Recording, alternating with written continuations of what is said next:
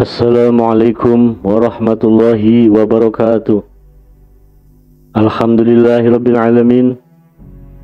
Sobat-sobat pemirsa Babat Zaman Channel, semoga sobat-sobat semua dalam kondisi tidak kurang satu apapun.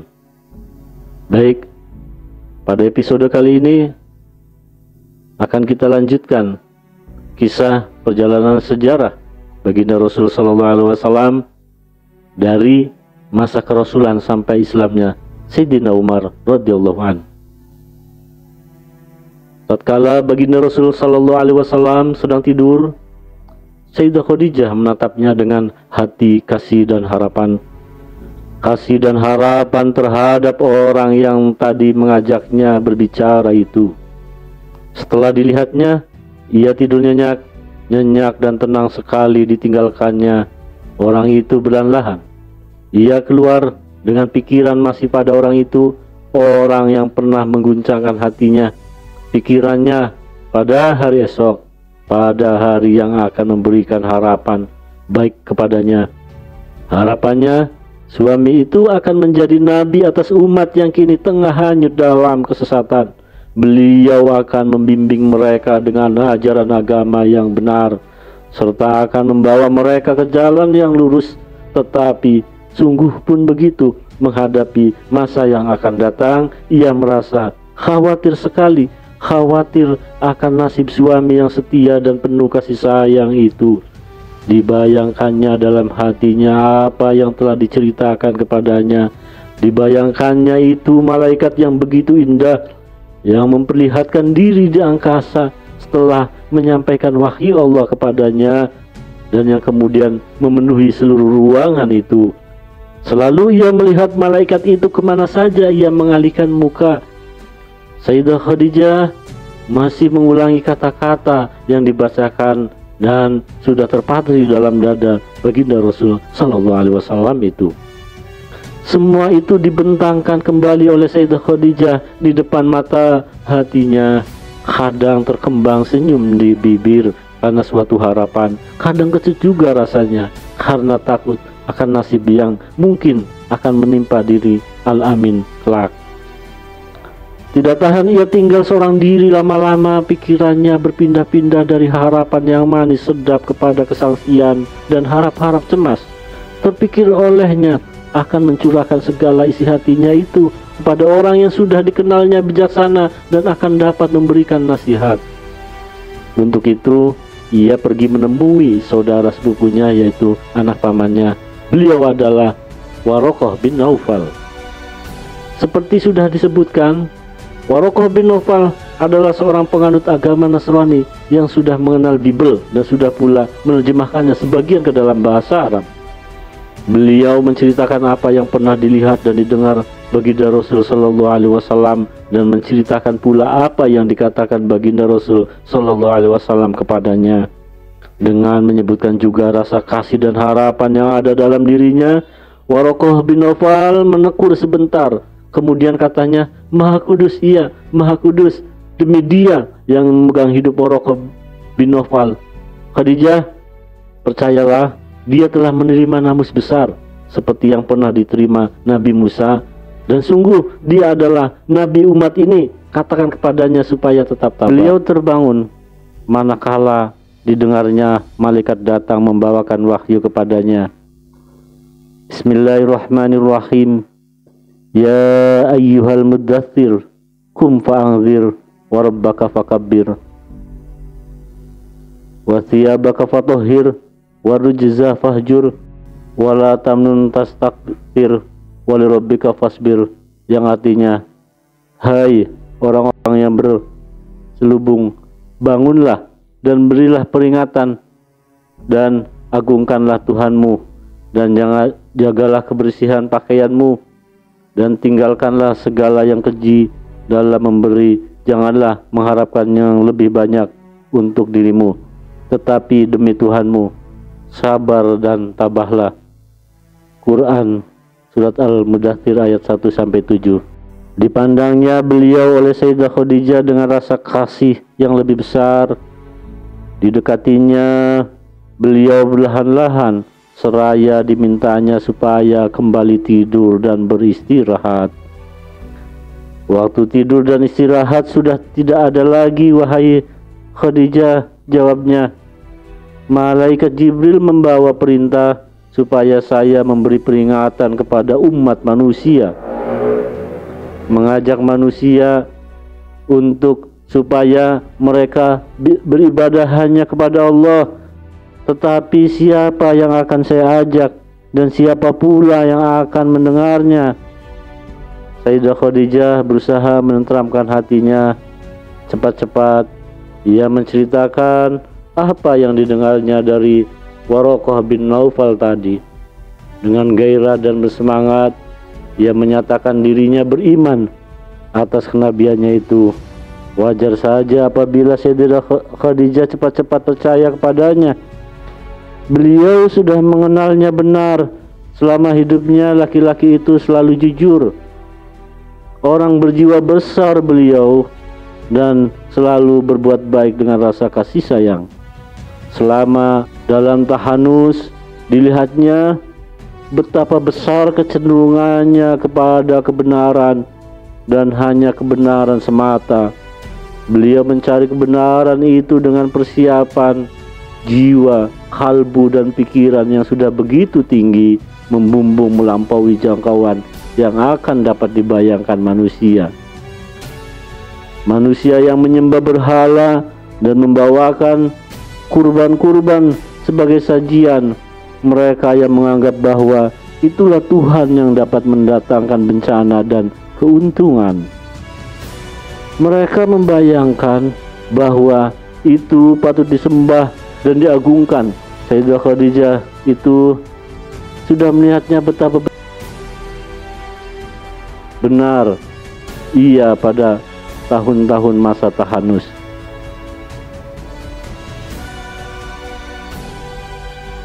Perempuan itu sudah melihatnya betapa benar ia pada tahun-tahun masa tahanus. Juga beliau melihatnya betapa benar keadaannya tatkala pertama kali ia kembali dari Gua Hira sesudah kerasulannya. Beliau bingung sekali dimintanya oleh Sayyidah Khadijah, apabila malaikat ini nanti datang lagi, ia diberitahu. Bila mana kemudian baginda Rasul Sallallahu Alaihi Wasallam melihat malaikat itu datang, didudukannya beliau oleh Sayyidah Khadijah di paha kirinya, kemudian di paha kanan dan di pangkuannya. Malaikat itu pun masih juga dilihatnya. Sayyidah Khadijah menghalau dan mencampakkan tutup mukanya. Waktu itu tiba-tiba baginda Rasul Sallallahu Alaihi Wasallam tidak lagi melihatnya. Lalu Sayyidah Khadijah tidak ragu lagi bahwa itu adalah malaikat, bukan setan.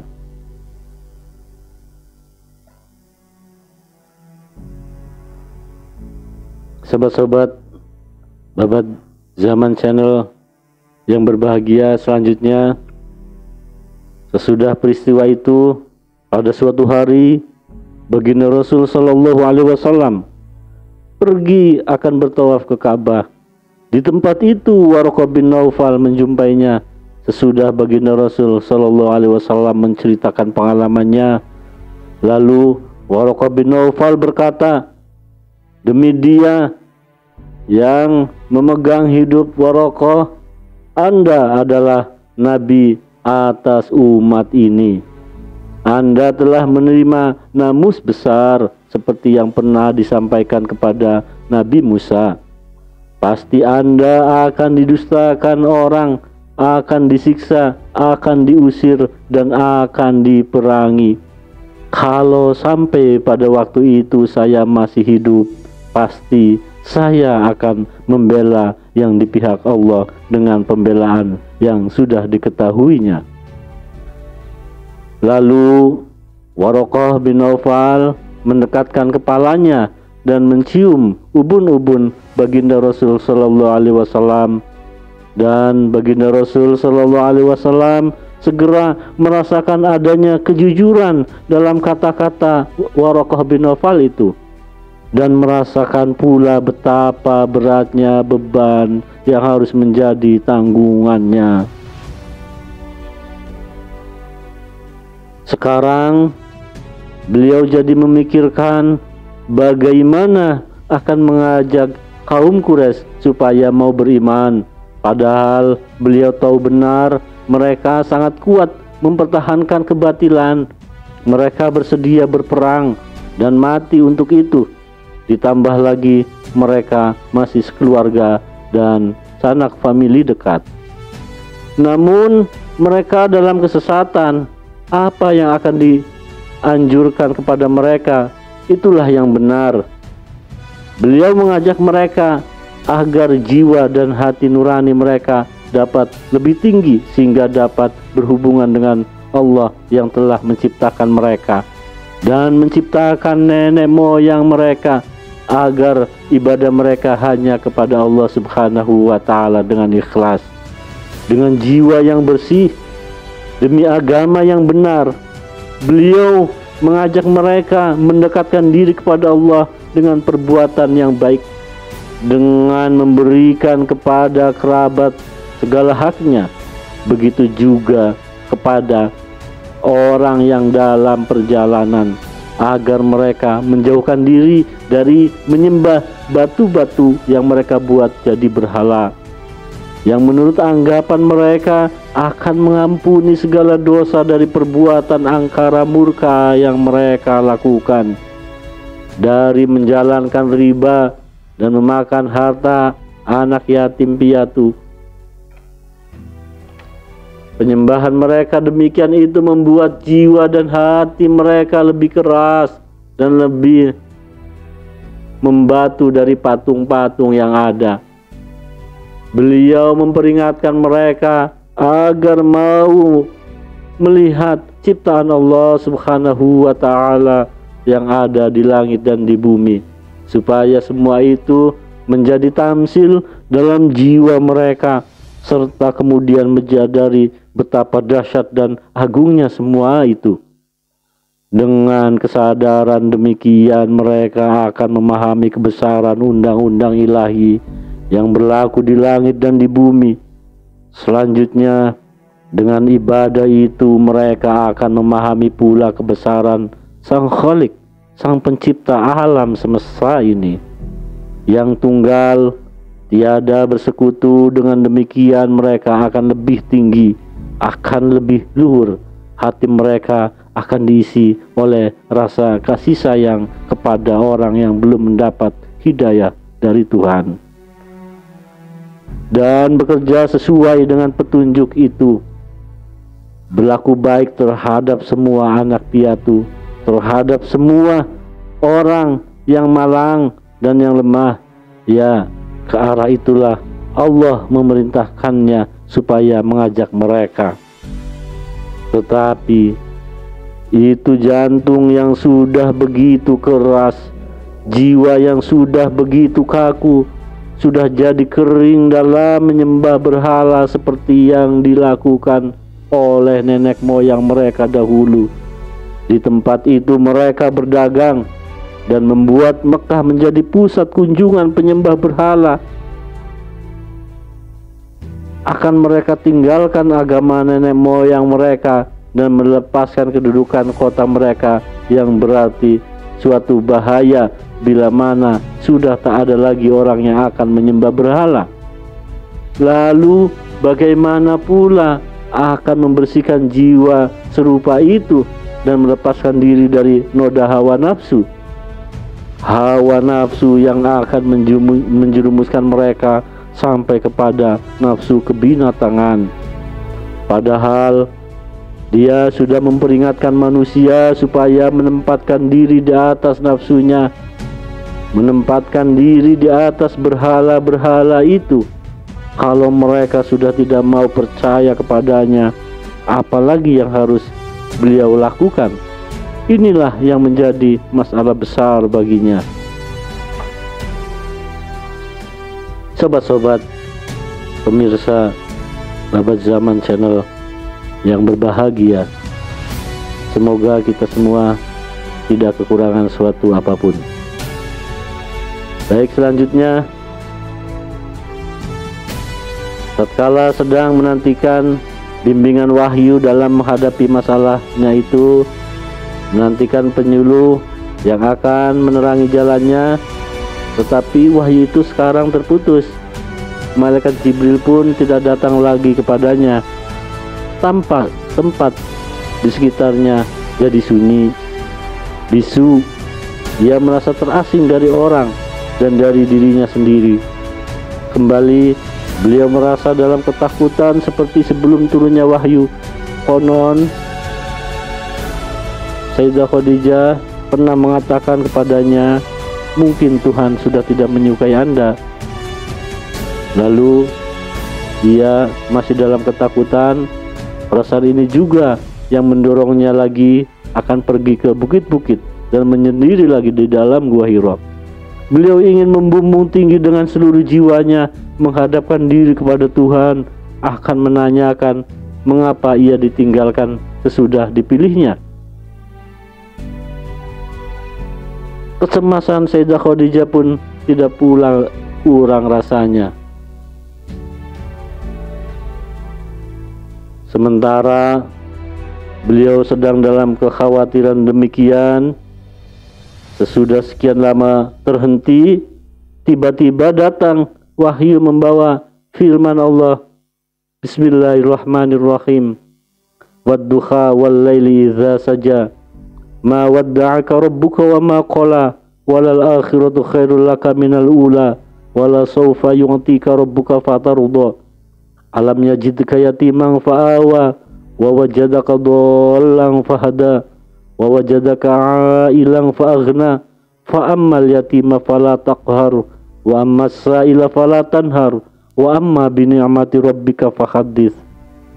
Yang artinya, demi cahaya pagi yang gemilang dan demi malam bila sedang hening, Tuhanmu tidak meninggalkan engkau dan tidak membencimu, dan sungguh yang kemudian akan lebih baik bagimu daripada yang sekarang, dan Tuhanmu kelak memberimu apa yang menyenangkan engkau. Bukankah Dia mendapati engkau sebagai piatu, lalu Ia melindungi, dan Dia mendapati engkau tahu jalan, lalu Ia memberi bimbingan, dan Dia mendapati engkau dalam kekurangan, lalu Ia memberi kecukupan. Karenanya janganlah engkau berlaku sewenang-wenang kepada anak yatim dan orang yang meminta. Janganlah kau bentak, dan nikmat Tuhanmu hendaklah kau siarkan. Quran Surat Ad-Duha ayat 1-11. Maha mulia Allah, betapa damainya itu dalam jiwa, betapa gembiranya dalam hati. Rasa cemas dan takut dalam diri baginda Rasul Sallallahu Alaihi Wasallam semuanya hilang sudah. Terbayang senyum di wajahnya, bibirnya pun mengucapkan kata-kata syukur, kata-kata kudus dan penuh khidmat. Tidak lagi Sayyidah Khadijah merasa takut bahwa Tuhan sudah tidak menyukai baginda Rasul Sallallahu Alaihi Wasallam, dan ia pun tidak lagi merasa takut dan gelisah. Bahkan Tuhan telah melindungi mereka berdua dengan rahmat-Nya. Segala rasa takut dan keraguan hilang sama sekali dari hatinya. Tak ada lagi keraguan. Yang ada sekarang hidup dan ajakan kepada Allah, dan hanya kepada Allah semata. Hanya kepada Allah yang maha besar menundukkan kepala. Segala yang ada di langit dan bumi bersujud kepadanya, hanya Dialah yang hak, dan selain itu batil adanya. Hanya kepadanya hati manusia dihadapkan. Seluruh hidup kesana juga bergantung, dan kepadanya pula ruh akan kembali, dan sungguh yang kemudian akan lebih baik bagimu daripada yang sekarang.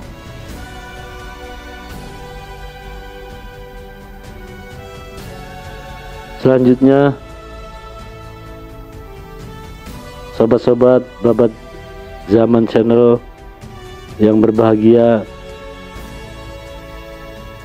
ya, hari kemudian tempat berkumpulnya jiwa dengan segala bentuknya yang padat, yang tidak lagi kenal ruang dan waktu, dan semua cara hidup pertama yang rendah ini akan terlupakan adanya. Hari kemudian yang akan disinari cahaya pagi berkilau, dan malam yang gelap dan kelam. Bintang-bintang di langit, bumi dan gunung-gunung semua akan dihubungi oleh jiwa yang sudah pasrah menyerah. Kehidupan inilah yang akan menjadi tujuan. Inilah kebenaran yang sesungguhnya. Di luar itu hanya bayangan belaka yang tiada berguna. Kebenaran inilah yang cahayanya disinari oleh jiwa baginda Rasul Sallallahu Alaihi Wasallam, dan yang baru akan dipantulkan kembali guna memikirkan bagaimana mengajak orang ingat kepada Allah Subhanahu wa Ta'ala. Dan guna mengajak orang kepada Allah, beliau harus membersihkan pakaiannya serta menjauhi perbuatan mungkar. Beliau harus tabah menghadapi segala gangguan demi menjaga dakwah kepada kebenaran. Beliau harus menuntun umat kepada ilmu yang belum mereka ketahui. Jangan menolak orang yang meminta-minta. Jangan berlaku bengis terhadap anak piatu. Cukuplah Allah telah memilihnya sebagai pengemban amanat. Maka katakanlah itu, cukup sudah bahwa Allah telah menemukannya sebagai seorang piatu, lalu dilindunginya di bawah asuhan kakeknya Abdul Muthalib dan pamannya Abu Thalib. Beliau yang hidup miskin telah diberi kekayaan dengan amanat Allah kepadanya, dipermudah pula dengan Sayyidah Khadijah sebagai kawan hidupnya semasa mudanya, kawan semasa dalam tahanus, kawan semasa kerasulannya, kawan yang penuh cinta kasih, yang memberi nasihat dengan rasa kasih sayangnya. Tuhan telah mendapatinya tak tahu jalan, lalu diberinya hidayah berupa risalah. Cukuplah semua itu, hendaklah beliau mengajak orang kepada kebenaran, berusaha sedapat mungkin. Begitulah ketentuan Allah terhadap seorang nabi yang telah dipilihnya. Beliau tidak ditinggalkannya, juga tidak dibencinya.